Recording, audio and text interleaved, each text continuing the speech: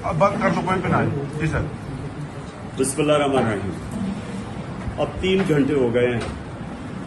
3 घंटे से मुझे इन्होंने यहाँ रखा हुआ है अदालत के अंदर, जाने नहीं दे रहा है। कभी कोई बहाना मारते हैं, कभी कोई बहाना मारते हैं।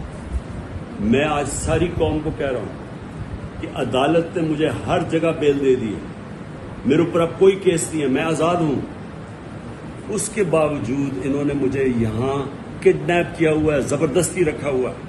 मैं सारी कौम को आज ये बताना चाहता हूं कि इनकी बदनीयती है, ये फिर से कुछ करना चाहते हैं। सारी कौम तैयार हो जाए कि एक जब अदालतों के फैसले नहीं माने जा रहे, जिस मुल्क के अंदर कानून की हैसियत ही खत्म हो गई है, तो अवाम को पुरअमन एहतजाज करना चाहिए।